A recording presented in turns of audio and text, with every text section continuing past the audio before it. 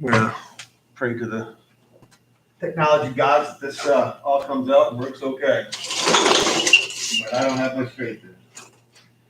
Some guys just don't have faith in. One true God I have faith in. So the technology gods, we don't get along so well. For some reason they damned me a long time ago. So, but it's a funny thing. I was looking for some videos. I do have some videos from over 10 years ago that I did as we were just kind of getting started with this. They're each 10-minute segments because you couldn't stream live back in the day, and then you had to have a special license to record anything over 10 minutes. So the 10-minute segments of me 10 years ago talking really about the same thing, which is interesting. I was just reviewing a lecture with students. We were talking about the debates and the issues that we could go all the way back to in the very beginning of our republic about what is the proper role of government and how does government, what should government do? Should it be active? Should it be passive? Should it pinpoint assistance for certain individuals? Should it be more across the board? What should government do? And those debates and discussions, even though again the specifics of the topic or the names, the places, those have changed, but the same issues are still the issues that we debate and discuss today, right? I was talking about Bush versus Gore. I mean, that was the 2000 election, right? So 20 years ago, Bush versus Gore. But you could take the Bush versus Gore debates about the role of the United States in trade, and you could go back to the Nixon-Kennedy debates, and it was the same topics. And I assume when we hear the Biden-Trump debates, if we ever hear the Biden-Trump debates, it'll be the same issues again, right? The United States' place in the world, trade, how do we assist the workers?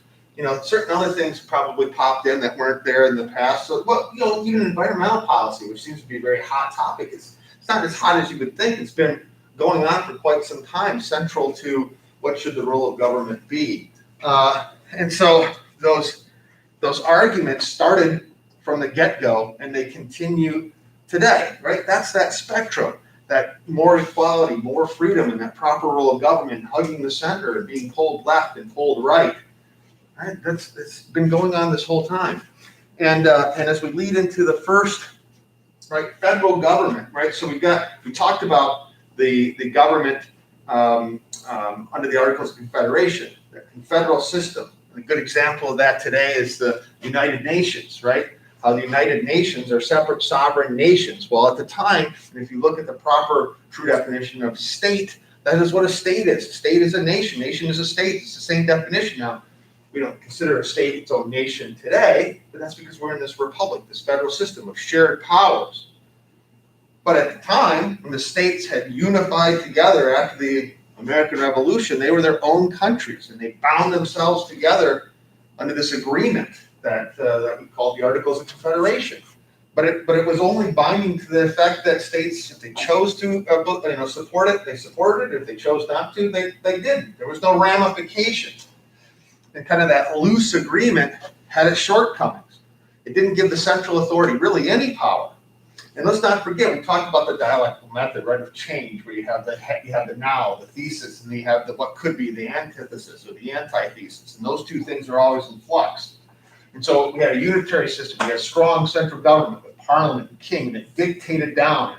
It moved the pieces from on far. And we rejected that and said, look, it's not that so much we rejected the system, it's that we rejected the people necessarily who were moving the pieces. They weren't doing it in our interest as colonists. And so we said, we need to get rid of you. But then the question is, okay, now we got rid of that. Do we want to go back to that same structure, that same unitary system, a new king? In fact, we're going to watch a video, a brief portion of a video today that gives some insight that during Shays Rebellion, which comes after the American Revolution, they sent letters out looking for new kings, basically, inviting, I think it was the Prince of Austria or something to that effect, to come and to act as a new king possibly for us. So there were those who weren't so upset with the structure of the system that they wanted to get rid of the system altogether. They just wanted to get rid of those leaders and rulers and elites and replace them with new leaders and rulers and elites. And then you had a whole groundswell of individuals who said, no, this whole this whole idea that the power comes from the people up to government and we allow you to govern. We're in charge. The collective body is in charge of government. We decide who governs us and we allow you to govern us. That's the new system. So we want to decentralize government, spread it around, and have these constitutional protections. And so then you got these 13 counties now are 13 countries, 13 states. And they don't want to have a central government from someplace else dictating to them what's good for them or not good for them. Well, that has its shortcomings, as I said, Shays Rebellion, and we'll watch a video on that. In fact, let's do that. We'll watch the video on Shays Rebellion, and then we'll come up on the flip side of that to talk about, okay, here's an opportunity, Shays Rebellion, to centralize government, right? Individuals pushing for a re-centralization of government. And that really becomes the Constitution. That's the elites we talked about, the individuals who sat down to write the Constitution. They're coming back together to say, okay, how do we change or shape this government so it benefits us again, capitalists, merchant class, the plantation class, and then it has to still then go to the states and ask the states and the citizens of the states ultimately, do you want to give up the sovereignty that you've gained through the American Revolution? And the states came back and ultimately said, no, we don't. We see what you've given us, the Constitution. We reject that, but for these conditions to be added to it. And I know we talked about building a house, right? The architect comes to you and says, hey, we're going to build you a 2-story house. It's going to be nice. It's going to be, federal style and all that. And you say, I don't want that. I want a ranch. Well, you better get the ranch then. You're the guy who's buying it. It's going to be your house. And so the Constitution comes out to the states and says, we're going to do this. And the state said, that's not a bad idea. It's not a bad plan, but let's make some amendments to it. Let's change this up a little bit. Right? I want to add another bathroom. I want to add another bedroom. I want my driveway to be longer. I want all these things to tailor this Constitution, this design, to your needs. And so the states begin to involve themselves in tinkering and tailoring, and that's how we get the Declaration of Independence. But for the Declaration of Independence, there would be no U.S. Constitution. And the Declaration of Independence is a reflection, not of the problems of Shays Rebellion and the issues of Shays Rebellion, but a reflection of our concern and the problems we had with England, with the Crown, with the unitary system, and how that affected us, our happiness, the ideals of freedom. So that's why we get the protections for religion, the protections for speech, the protections for press, the right to keep and bear arms, the protections against the quartering of soldiers, due process rights, privacy rights, fair trial rights. Those are all things that are seen as being necessary to enumerate into the Constitution to make sure that what we had with England doesn't resurface, even though we're looking to possibly give new power back to a central government, a central authority. Take some of that sovereignty away from the states. And then, of course, on top of it, the capstone, the biggest piece, the piece I contend as an originalist you should never ignore, and that is the 10th Amendment to the Constitution, the 9th and the 10th. The 10th is the states saying, look, this document is one, yes, it's going to create and empower a central government, but it's also going to hem it in and limit it to only these things, and that when these things are going to grow or change, then you got to come back to us. You got to come back to the states, and we will allow these changes to happen. We're in charge of this process. And that, to me, makes total sense, right? If you think about rational choice theory, it makes total sense. If it's something you have, and I'm negotiating to take it from you, you're in control of it. You're going to set the parameters of how this comes away, right? How much is it going to cost me? I want it, you got it, how much is it going to cost me? You're in charge of this negotiation. You're not going to just give it away for free. And so the states who already have sovereignty, right, have their own constitutions. They're looking at what is the benefit, what is the cost. And I'm not so sure we want to just give that away for free. We want to make sure there are some specific protections in this. And we're certainly not just going to roll over for now anything that you want to do, right? We want to retain as much of, right? So you're selling you're selling a car, okay? Easy peasy. And I'm looking at that car, and I want that car. You're selling the car. And so we agree that you're going to sell me the car. That doesn't then give me license to come in and go through your garage and pick out your lawnmower and pick out your bike and pick out your, I don't get all that. We were focused on the car. And just because you sold me the car doesn't mean I'm entitled to anything else. The state says, right, we'll give you these powers. Power to declare war, power to speak with one voice when dealing with foreign countries, the power to, we'll give you these specific powers. But that's it. If you want more power, come on back. There's a process for it. And to me, that makes sense. Just like, I'll sell you the car. If you want to buy something else, come on back. We'll negotiate that as well. You're not entitled to anything else just because we now have this relationship with me selling you a vehicle. Does that make sense? That makes sense? So this is, in terms of the original intent, give us context here. We had American Revolution. We've got written up the issues that led to the American Revolution. We have that. We have that context. And the same individuals then are, they put together the Articles of Confederation. And then we have Shays Rebellion. And we see an opportunity that is what could be, and there's an opportunity. Oh, man, this is a bad thing, the Shays Rebellion, right? It's a bad thing. So we need to strengthen the central authority so a Shays Rebellion doesn't happen again. Right? So states, we need you to give us some authority. It's for your interest. You can do this. You can do this for your interest. And states, particularly the elites who are a little shaken up by this, are like, yeah, that would make sense to us. But others are still thinking, do we want to do it for our sovereignty? What happened with the American Revolution? So those are the two pieces that are in place as this Constitution goes out and is ultimately ratified. But let me give you a little background with Shays Rebellion so you get some understanding. This may take a second. Now this, you may find interesting. You may not have seen one of these before. This is called a videotape. Videotape, right? And I actually have a VHS player, which you probably haven't seen. Yeah, okay, all right. Like every Disney movie. Okay, right? And those just collecting dust, right? Yep. I think I got to rewind this. Here's the thing. I don't think I was kind and rewound or anything. So we'll see. We'll see. Let me see. That's the DVD player. Blah blah blah blah blah doo.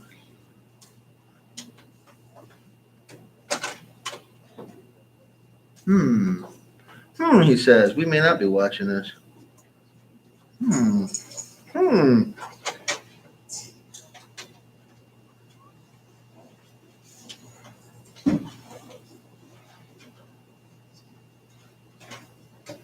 Oh, it just keeps ejecting me. Ejecting, not rejecting. It's not like high school. So, just keep getting ejected here.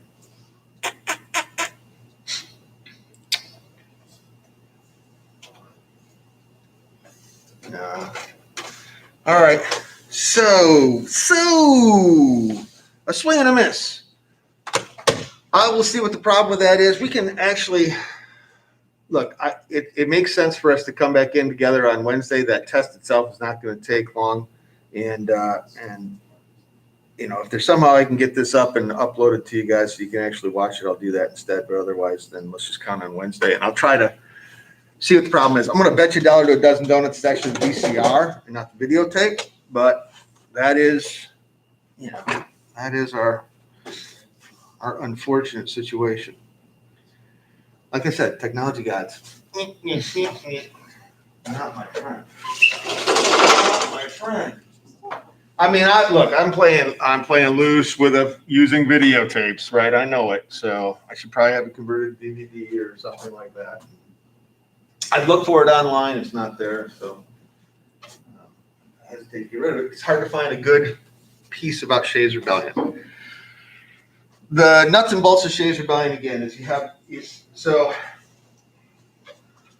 the taxes after the war are high, and there is a central authority, right? There is a central government. It's weak. It doesn't have the power to tax. It doesn't have the power to, well, that's the big one, the power to tax, but it doesn't have the power to kind of to pursue crimes across state lines. It doesn't have there. That's kind of a big issue regarding Shays Rebellion. You have this rebellion starting in one area and then it spreads to another, and there's no way to coordinate the ability to actually put down a rebellion.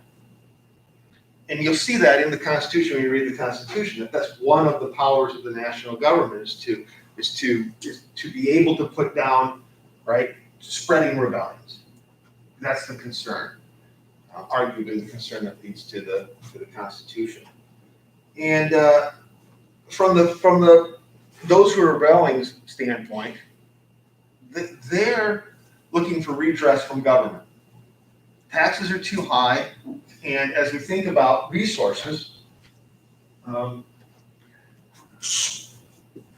resources, you're fighting a war, right? This war has come to your shores, and your way of feeding your family, taking care of yourself as a farmer, as most individuals were, is always going to be tied to tending your crops, right? I mean, that's what you do. You know, any farmers out there? They live on a farm, grow up on a farm? You know? Yeah, a little bit, yeah. So from your family, you probably know, or you know, from the history of your family, you probably know you spend long days out there on the farm. It's long work, and it's labor-intensive work. So, but your country calls and says, hey, we need you to defend this country. We need to defend our ideals. We need to defend our rights. So you put down your hoe and you pick up, you know, the musket. Well, if you're fighting a war, then you're not tending to your crops. If you're not tending to your crops, you're not making money, right? You're not making, if you sell anybody your crop or anything like that. In fact, you're probably going into debt yourself. Your family's probably borrowing from the local store or from the neighbors or whatever the case may be.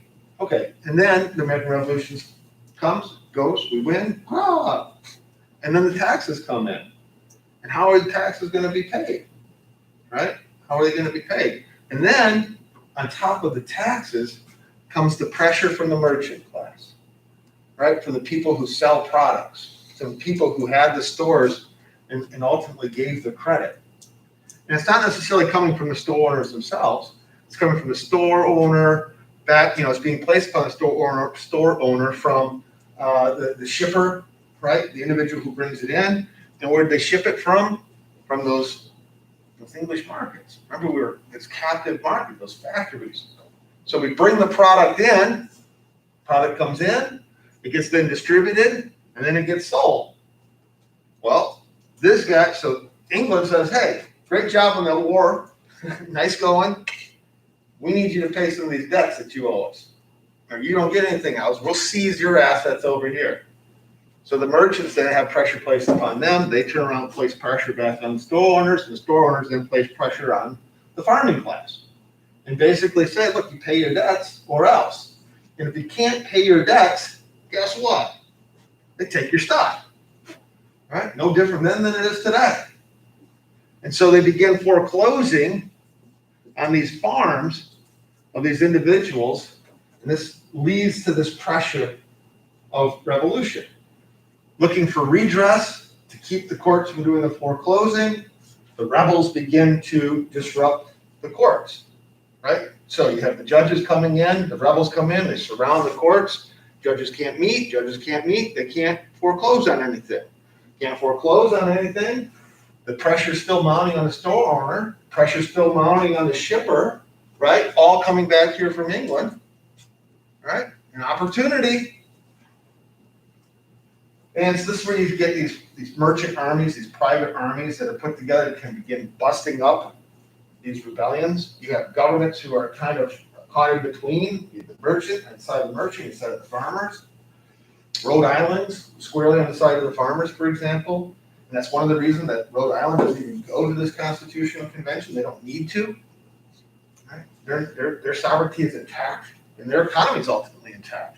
And they did it through paper money, which some individuals said, well, that's you can't do that. You can't do paper money. It's got to be gold or silver. That's the only true legal tender. Paper money that's provided by a state, right? It's valuable in that state, but how do you equate that value when it comes out of that state to the shipper? What's a Rhode Island dollar worth? Is it 2 Virginia dollars? Is it 1 Virginia? How do we determine what a Rhode Island dollar is worth? And so, up to Rhode Island took care of the problem. So, issue of common currency, the issue of these spreading insurrections, the issue of trade, from state to state, from outside the state to inside the state. These are all issues that are seen as creating a problem, particularly for those individuals who, right, the past system was working well, just fine. So they come together to write a constitution. Take a look at your constitution. Take a look at what it's attempting to do. When we get to Article 1, Section 8, which really gives a list of what this U.S. Congress, the National Congress, can do, it's all tied to these things we're talking about. It's tied to commerce. It's tied to currency. It's tied to borrowing money on behalf of the United States. It's tied to the military and having a national military that's supported through taxation and the power to tax. So all these things we're talking about that come out of Shays Rebellion are really meant to protect the system that's currently in place and was in place prior to the American Revolution. And a little centralizing of authority will get us there and protect the system. But that centralized authority, the centralized system, is really what led to the American Revolution. In the minds, certainly, of most patriots. And so for them to say, yes, let's give up sovereignty, let's give up control to some entity that may not have our best interest in mind, that's a hard sell. You got to really tell us, you got to really negotiate with us. That's a hard sell. How are we going to get there? And that's where the ratification then goes out to the states, and the states begin to put within this contract, which is really what's being drafted here, a contract between the national government and the states as to what are we giving up and what are we getting. I mean, that's really any contract. That's any agreement. What are you giving up and what are you getting? What am I giving up and what am I getting? And the beauty of free contract system or laissez-faire is that you and I get to decide on what the true value is of what we're getting, what we're giving up. You can't tell me this is good for you, take it. I have to decide it's good for me before I sign on the bottom line. And so a lot of negotiation may take place. I'm amazed at what people buy, right? I've been watching these auction sites, and they're probably amazed at me because I'm buying some weird stuff. I'm like, but I need that, you know what I mean? But somebody puts it up, like I bought, I'm building a little cabin. Yeah, you never know what's going to happen, right? So I'm sort of building this cabin. Mm-hmm. And then on this auction site, you know, there was, so I want to ventilate my cabin. I want to make sure that it actually, and there's a way of keeping it's geothermal. You know, if you get down deep enough into the ground, there's a constant temperature in the ground. It's about 55 degrees or so. So if you get deep enough into the ground and pull that air out, it's always 55 degrees. Now, 55 is pretty cold, right? And 55 is not very warm, but it's a good start. And so in my mind, it makes sense. I bought some tubing. Well, at an auction site, they don't just sell you the amount of tube you need. You either get too little or you get, like I did, a lot. And so I got a pallet of this tubing. I don't need it all, but I got it. But again, somebody put it out there, opened it up for bid, and you know, I got it for $20. Somebody else's trash, I got it for 20. But I got to decide. If it went more than $20, I probably would have bought it. And you know, who knows? They didn't care about it at all. We would put it up for auction. It's just weird to me the things that people, you know, how one person values something very differently than another individual. One man's trash is another man's treasure. I guess another way of saying it. And so when you think about the negotiation of the Constitution, the things that the states wanted may have been, okay, we can do that. Or they may have been a much more difficult protection. But the Bill of Rights is really the culmination of, collectively, of the states saying, these are the things I want. These are the things we want. These are the protections we want. And at the end of it all, we want to make sure that those things not in the Constitution remain in our power. They're in our power now. We want them to remain in our power. And that's your Constitution. That's the contract. And it reads that way. Now, the one thing, so here's the thing. So Madison comes in, and he's got a plan, right? His plan, the Virginia plan,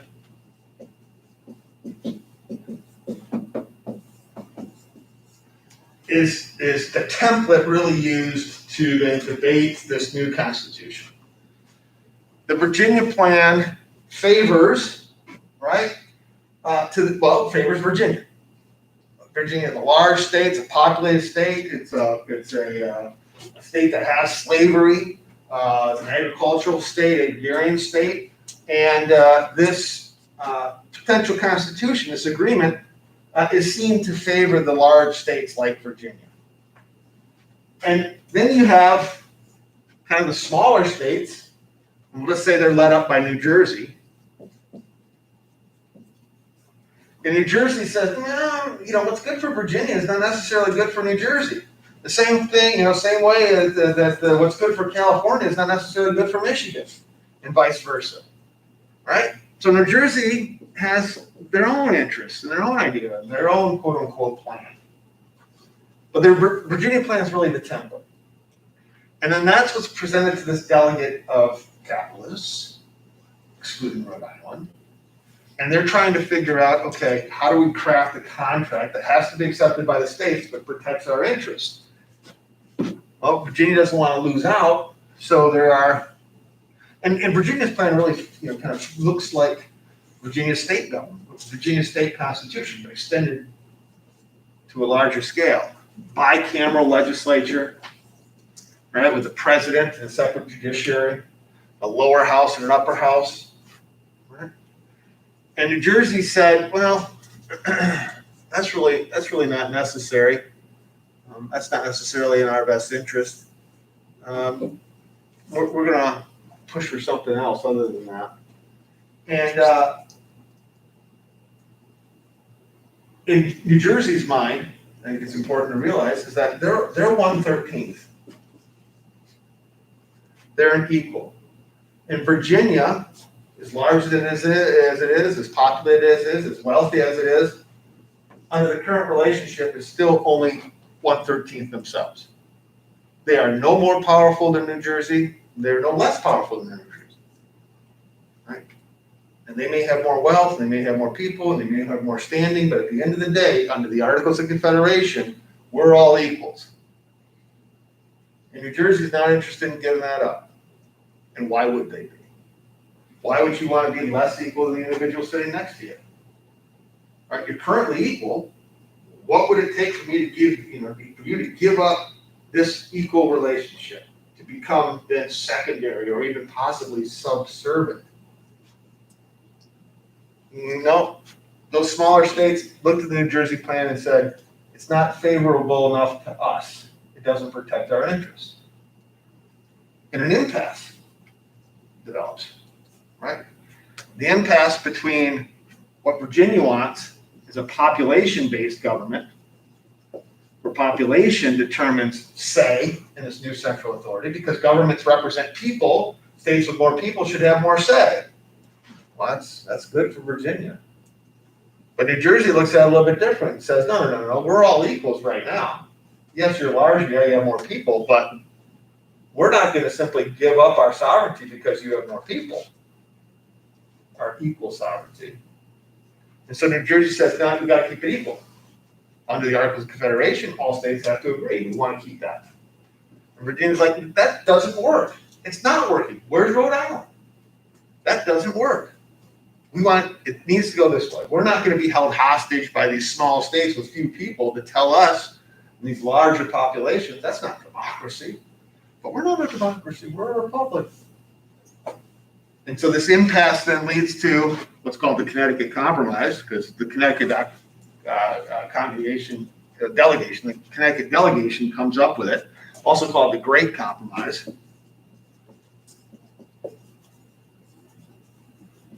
And they come in, for example, and say, okay, look, here's what we do. We'll go bicameral, right? Bicameral. But one chamber, we'll call it the House of Representatives, will be based upon population. So the more people your state has, the more representation you have in this chamber. And to keep this balance of the 1/13 across the board, we'll do this other chamber, we'll call it the Senate, and it'll be equal representation. Every state will get the same number of senators, 2. And this is what we have today. right? Even today, we have the same makeup. The House of Representatives is represented based on population, so that your state has more people in it, you get more representatives. The U.S. Senate, two for every state, no matter the size, trying to satisfy the interests of the larger states and the smaller states, the populated states and the less populated states. And this is kind of the negotiation that's going on within the system of capitalists, thinking still about Shays Rebellion and trying to ensure that this new central authority has the power necessary to enforce, really, the tenets of the Articles of Confederation, speaking with one voice, right? Maintaining some type of common currency, common economic standards, right? A common military, right? So that's one area. Then we get into this issue regarding population and how do we count people? Well, if you're Virginia and you're a slave state, for example, you might say, well, when we count people, of course, we're going to count all the free people and all the slaves as population for purposes of representation, right? Yeah, exactly.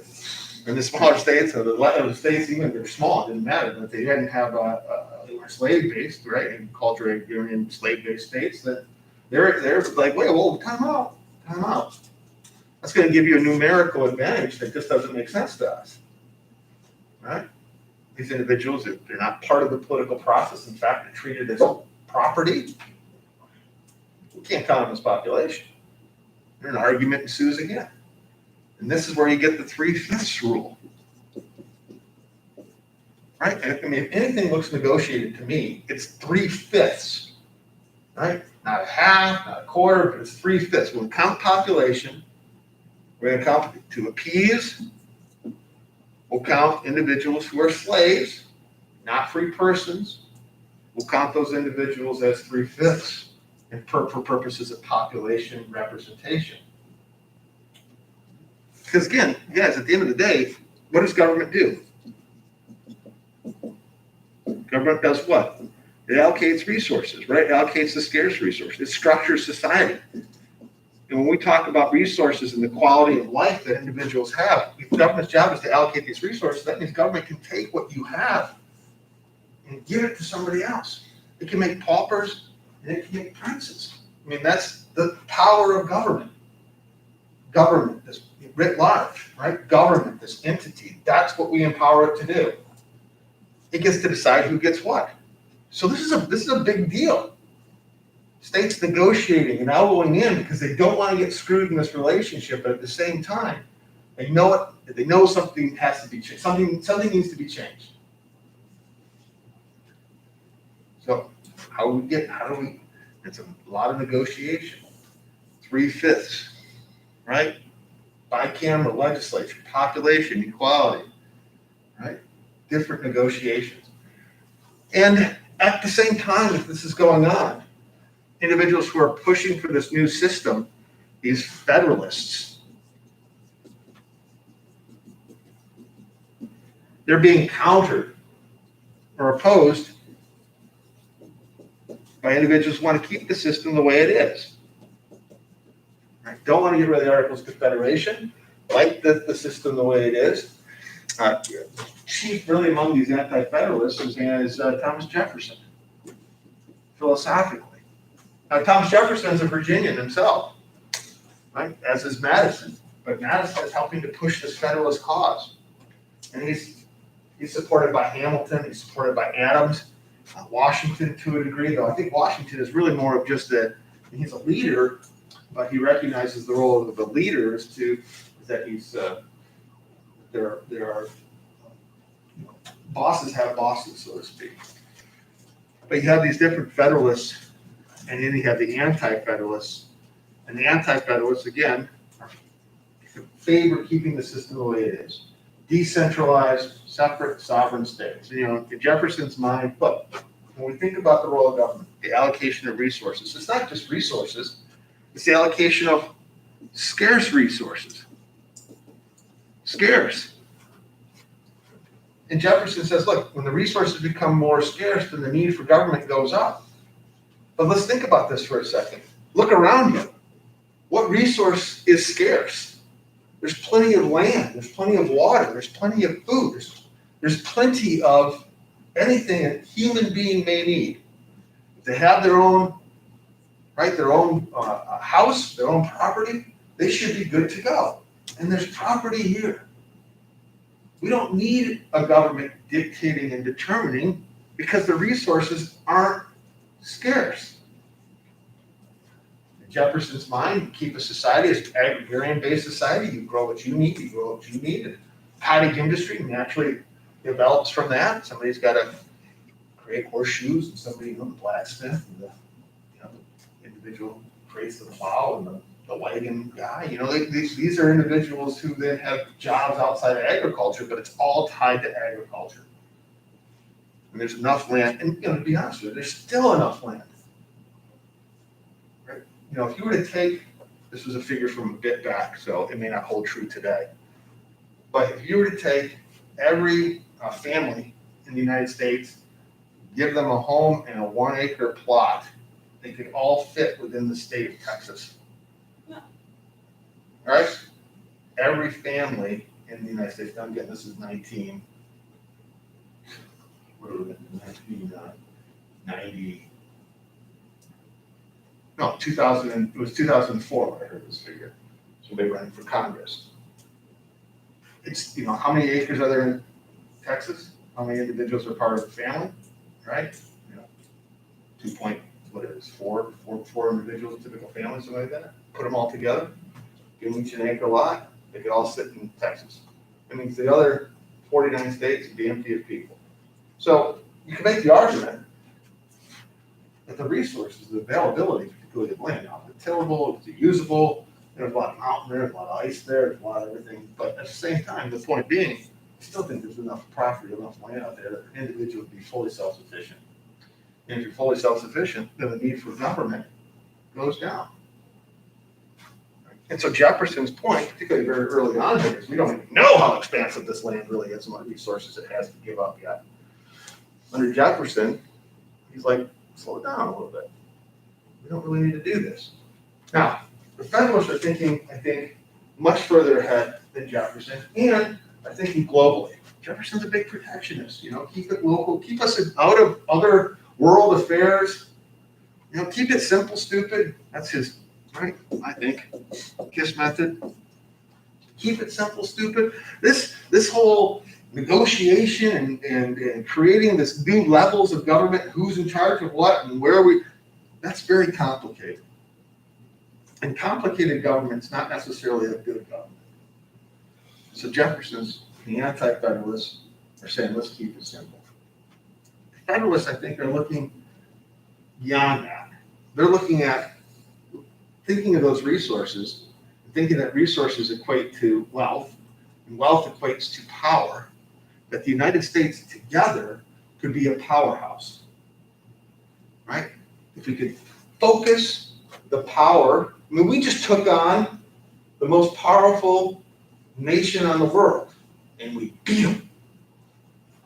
Well, it took some help, right? Took some stars aligning, but we beat them. And now we're getting led by the nose by them because we still get our manufacturing getting up. We need to be able to expand who we deal with. We need to be able to expand on good terms. We need to be able to protect our shores. We need to be able to protect our manifest destiny. And in order for us to do that, we need to be united. Let's bring ourselves together. Let's fight like one. So that's the Federalist push and point of view. So if we can bring these 13 separate countries into one powerful moving force, then all of a sudden we become a global player. We become a colonizer. We start trading. We start sending our manufactured goods. We start demanding payment for products. That's the direction we need to go. That's going to expand the economy. That's going to make everybody happy. Everybody's going to benefit from this. And that's the Federalist push, at least seems to be what's supported by the documentation, debates, and discussions at the Constitutional Convention. And so when you look at that Constitution, you can see it's about that speaking with one voice, fighting as one, having that single currency, that single economy, and dealing with foreign countries. That's the push. So those are the two visions. Keeping it the way it is, keeping it simple, changing it, making it more dynamic, becoming a force. And to some degree, again, we have these same debates and discussions today. What is the role of government? What should we do? What should government do? How involved should our government, our national government, be in foreign issues, foreign wars? Yeah. So would you consider like the Republican Party is like more anti-federalist because they want more like freedom? Yes, I would. And here's the thing that's I think is important about aligning our former founding framers with the political parties. The political parties change. What they stand for changes, right? And so I think today's Republican Party, in its essence, right, favors freedom in terms of a lesser government, limited government, or a government that is not upsetting the business, the economy, the individual's right to negotiate wages and employment, and vice versa. And then the flip side of that, again, is the governance, the idea that there's a lot of power in that control of resources by individuals, and that government should be an equalizer in that. And that tends to be the Democrat side. Does that make sense? And then, of course, we get really extreme from there. But just in the center, you've got this, how do we temper this power of the individual, but at the same time, how do we temper this power of government on behalf of the individual? And those are kind of two parties and how they're leaning today. I mean, if you were to go back to the Civil War, pre-Civil War, post-Civil War, right after the Civil War, the Republican Party and its tenets and what it stood for and what it was pushing for, very, I think, different, not maybe at its core, this idea of freedom, but certainly the Republican Party shortly thereafter really kind of changes itself to being really more of a, centralized authority, certainly hammering the southern states. And then that's sort of has changed, right? The realignment. Astute observation. So these are the fighters. All right. So we're post Shays Rebellion. We know what the argument is. We see the compromises played out, and eventually, again, a document is drafted. The Constitution. We just had Constitution Day, by the way, where the ninth state necessary for ratification finally ratifies it. In my opinion, I wouldn't consider it to be Constitution Day until all 13 states actually ratified it, because of the Articles of Confederation, you couldn't change the Articles without a unanimous vote. And so Rhode Island really had to buy into this contract for it truly to be the law land. Or what are you going to do with Rhode Island? You going to leave them out? How can you do that? The Articles of Confederation, they're so well, the sovereignty of the state. We don't have to pay attention to Rhode Island. Right back to and again, very similar to the issues that are brought up when we get to the Civil War. But post Shays Rebellion, have a document, Constitution, and we go out and we try to ratify it. And again, the states, as we pointed out through the Avalon Project, they have their concerns. This is a big deal. This is a contract. This is giving up authority and power. We want to be pretty sure what the cost is and what the benefit's going to be. And you get the Bill of Rights. And but for the Bill of Rights, there would be no Constitution. So don't think of them as a secondary afterthought. Even though they're not ratified until years later, 1794, 1793, the Bill of Rights is ratified. So the Constitution's already in place. So, 80, 89, the Constitution's in place, and then it takes us until 93, 94 before we get to the ratification of the Bill of Rights. But the Bill of Rights is really already in place, because under the conditions of ratification, the states have already told their representatives, you can't vote on any legislation unless these agreements are adhered to. You can't do this, you can't do that. So, and leading up to the Bill of Rights, Madison, right, who helped to write, remember, there's the whole Federalist Papers, really directed at the New York delegation. They were in the process of ratifying or not. And the Federalist Papers are pushing against all these arguments that have been put forth by the anti-federalists, saying, well, that doesn't make sense, that's not going to take place, the power is going to remain in the hands of the states think that there's something that's wrong or not being followed properly, they don't have to follow that rule, they retain that authority. I mean, this is in the Federalist Papers. But eventually the Constitution comes around and it's ratified. And Madison he was quick to say, hey, trust me on this. We don't need a Bill of Rights.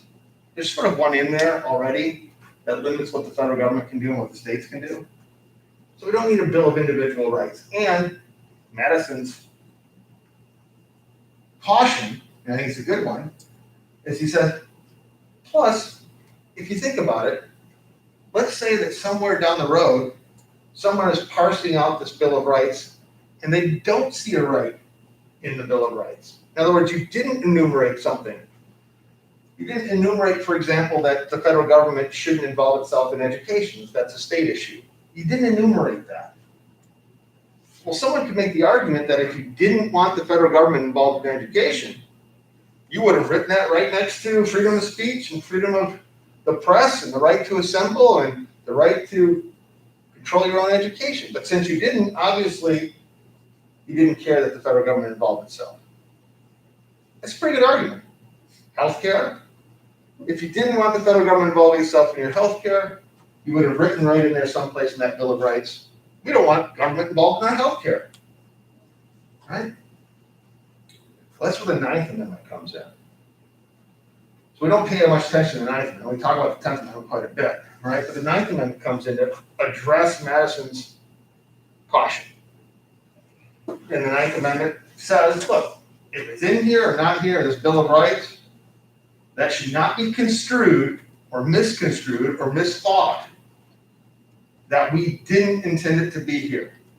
We retain all the powers that aren't listed, but we're listing these specific powers because we want to ensure that you know, that we know, that you know that you're not supposed to do anything about these. You're not supposed to trample these. But just because we left it off doesn't mean we're giving you the authority to do it. Just because we didn't say when we bought the car that you can't come back in and take my lawnmower, it doesn't mean you have the right to do it. Stick to the contract. 9th and 10th Amendments. And the 10th Amendment, kind of taking us full circle again, the 10th Amendment addresses what's called the Necessary and Proper Clause. So the Necessary and Proper Clause is part of the Constitution that's being pushed out to be ratified. And the states have the document that has the Necessary and Proper Clause. And the Necessary and Proper Clause, it gets us to the end of Article 1, Section 8. It gets us to the end of the list of what the federal government is going to be able to do. To borrow money, to tax, to maintain a military, to set standards of weights and measures, to support the sciences. That's all in that Article 1, Section 8. And then at the end, it gets to the Necessary and Proper Clause and says, and to make all laws which shall be necessary and proper for carrying into execution this Constitution or the parts of this Constitution. Well, who determines what is necessary and proper? If the federal government gets to determine what's necessary and proper, the federal government might come back and say, you know what, we're in control of commerce. And we think that education is important to commerce. And because we think education is important to commerce, then we have control of education. And you know what? We're in charge of the general welfare. And if we think that the general welfare of society demands, right, a common healthcare system, a government-run common healthcare system, we see that in the Constitution as well. We're going to do that. In fact, what power does the states have if the federal government gets to determine what is necessary and proper in its own power? So I wrote the contract to buy your car, right? It says clearly on here, this is a contract to buy your car. And at the end I say, and whatever is necessary and proper in the purchase of that car to make sure that that car is taken care of. Oh, okay. And so then I come back and go, you know, my lawn's not mowed. If my lawn's not mowed, my car doesn't look very good. And because my car doesn't look very good, I don't think it has this value that it should have, and therefore I'm going to take your lawnmower so I can make sure that my car looks good and my lawn's mowed. And hey, what do I see over there? I see some towels over there.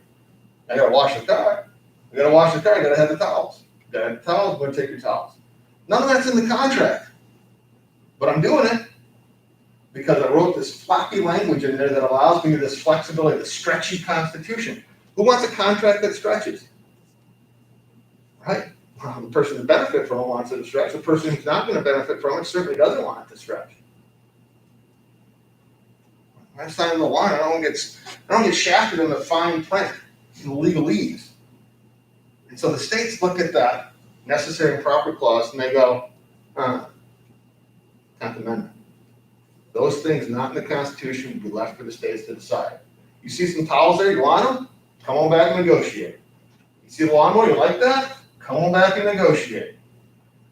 Yeah, but what about the things that are really tied to the vehicle? Like, for example, the vehicle has tires on it, right? You can't take the vehicle without the tires. The tires are part of the vehicle. But it doesn't say when I purchase the vehicle, I'm purchasing the tires with the vehicle. Well, it's a little bit different, right? And this is where we get into judicial review and what the Constitution ultimately says and what the necessary and proper clause means.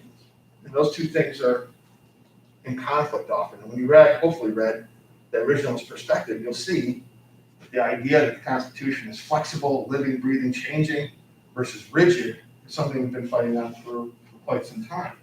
But the states were concerned about that floppy language, and that's why we got the 10th Amendment. The 10th Amendment was to amend the Constitution and to amend that floppy language. Otherwise, there's no reason for the 10th Amendment. What benefit is there of the 10th Amendment if the federal government can simply do whatever it wants to anyway? Zero, right? So we just got to add some rationalist, some rationalization or some a rational thought to that. This is it's a big issue. It's a big issue today in terms of how we approach the Constitution and the power of the federal government, whether the federal government can and can't do something. How is it that the federal government involves itself in education today? Where did that amendment happen? How is it the federal government involves itself in our healthcare today? How is it the federal government denies you or denies the state the control of marijuana? Where'd that come from? Commerce? General welfare? What about the issue of cigarettes? Yes, most of you did that, right? Most of you did the paper, the journal. What about that in terms of cigarettes? Is that an issue, right? Why does the government involve itself? Regulation? Right? Process? It's a product? What about things that are grown within a state or built within a state, sold only within a state? Is that what the Commerce Clause was? Read an interesting article, obviously over the weekend. Kind of big news happened, right?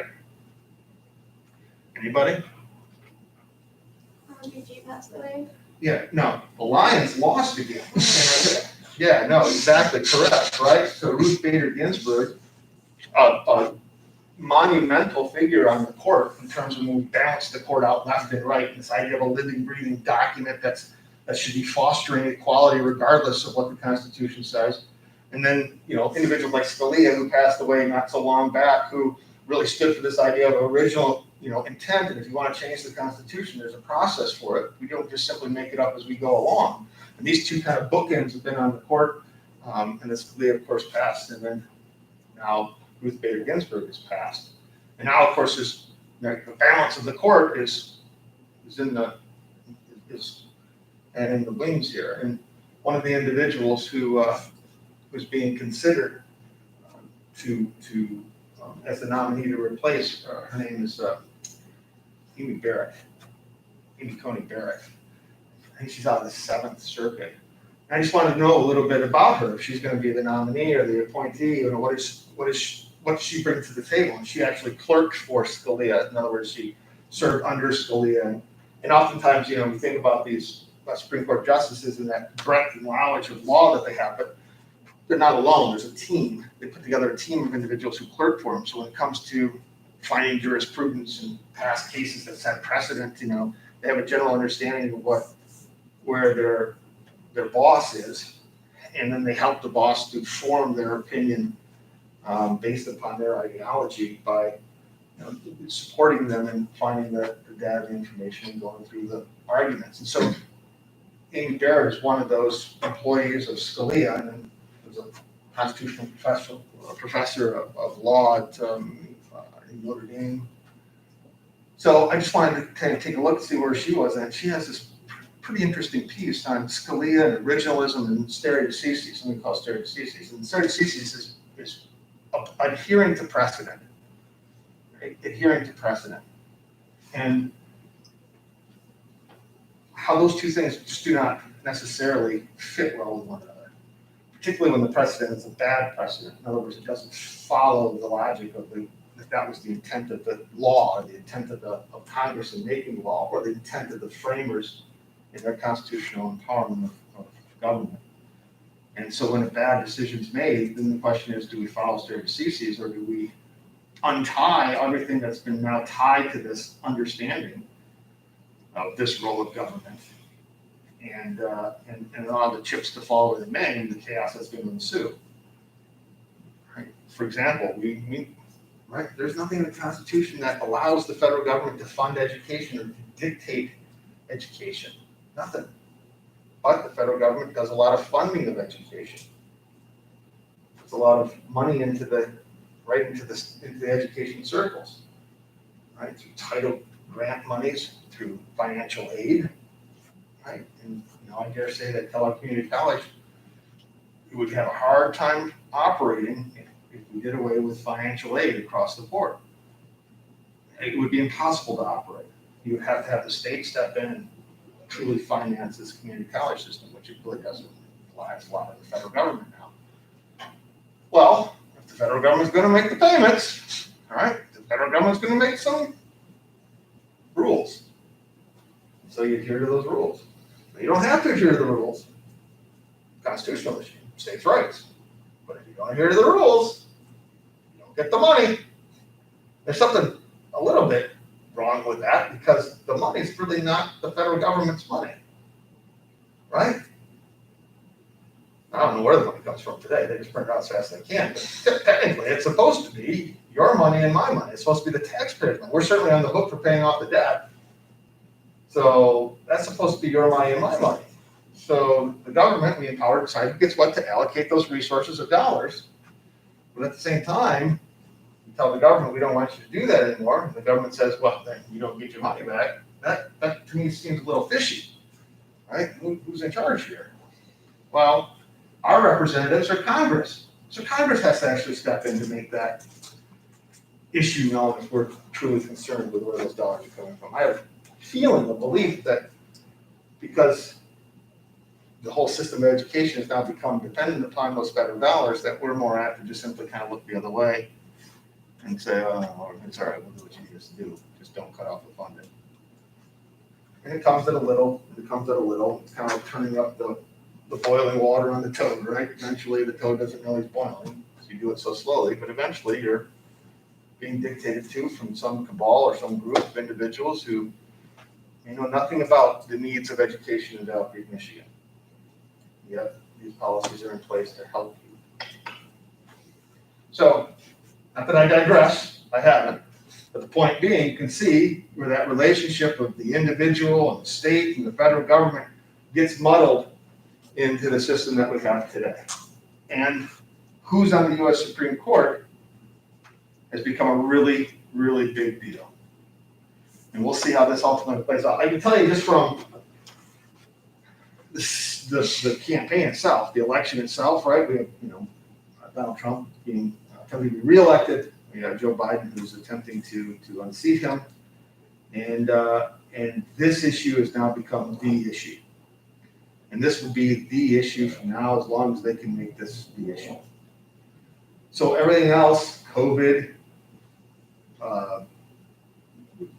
Ukraine, Russia, China, they all take a backseat to this Supreme Court justice process, this process. And I would expect that it's going to trickle out, because it takes all of the media and it takes everybody's attention from everything else that could be out there.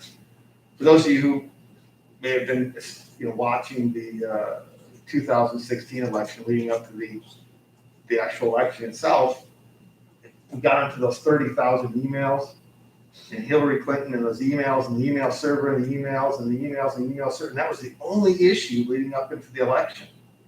And that, there's a number of different things. It's such a close election, but that, as much as anything, is what ensured Donald Trump the victory, the slim victory he had, the victory he had nonetheless. So serious questions about those emails and Hillary Clinton, and you had Comey in the middle of it. Comey saying there was something wrong, there's nothing wrong, there's something wrong, can't do anything about it, we don't know where these emails are, oh, here we found these emails, oh, these emails don't say anything. I mean, that was everything leading up to the, the actual election itself. That was where all the energies were.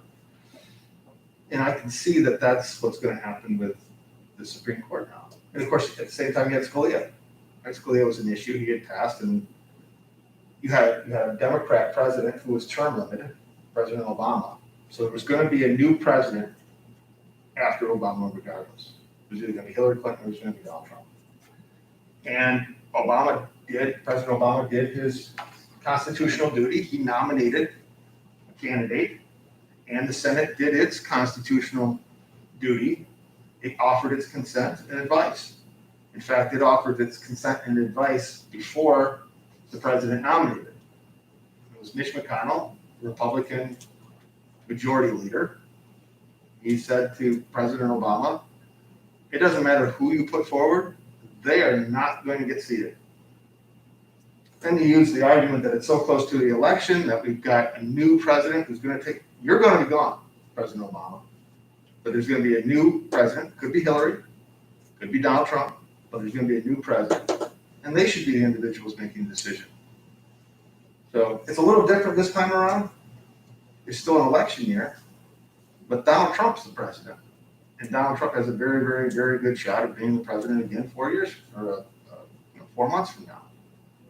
So, and secondly, you have a Senate Majority Leader who's of the same party as the president. It would have been very difficult for President Obama to get any nominee through, given that the Republicans control the Senate. But President Obama did his constitutional duty. The Constitution says the president shall nominate. There's no flexibility there. The president shall nominate. Now, when? Could they wait? I don't know. How long? Ever? Could they wait forever? Never replace an appointee who passed? I don't. It says shall nominate, so you've got to nominate. Now it's up to the Senate. What's the Senate going to do? And McConnell already came out and said, you send us somebody, we'll vote on them. And people can scream and cry and shake their fists, but at the end of the day, the Senate's going to make the decision the Senate's going to make. If senators say no, they say no. They vote no, vote no. But they're moving ahead. And we'll see what happens. Now, there's already some Republicans who said we're not going to entertain a vote on whoever this president puts forward. Murkowski from Alaska and Susan Collins from Maine. You can kind of watch for Mitt Romney, former presidential candidate himself, who's now a senator in Utah, how if he's gonna bend. But we're focused so much on the Republicans. There's also some Democrats that are up for election, and no saying that the Democrats themselves may all stick together, though they tend to do a much better job at that than the Republicans do. But staying together as a unit. But this will be and President Trump came out and said he's going to nominate. It's going to be a female. Like I said, I think it might be Amy Barrett. Another name was kind of talked about today on my way in from the 11th Circuit, the former state Supreme Court justice from Florida, I think, female. I think it's smart politically to announce that you're going to replace a female with a female. I think that's smart. I do think that kind of runs counter to the Republican ideology that gender shouldn't matter when it comes to the Constitution. The Constitution is the Constitution. But I do also think that for political reasons, it makes sense to think in terms of how that's going to impact. So if he's going to find a female that helps the cause of his interests as to how to apply the Constitution, and let the chips fall where they may. But that will be the debate. That will be the debate up until the election. Is she going to get nominated? Are they going to, come out so harsh and whatever candidates put up forward that they made Brett Kavanaugh basically cry. You know what I mean?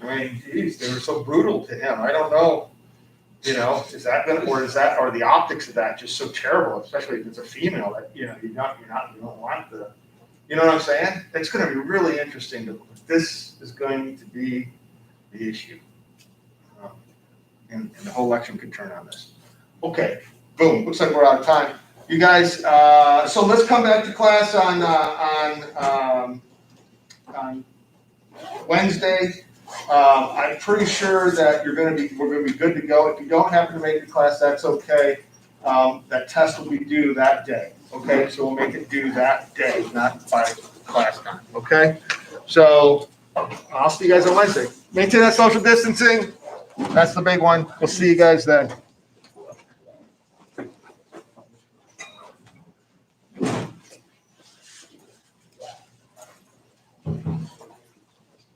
Thank you. Thank you, guys. Thank you very much. Will you have Wednesday's class?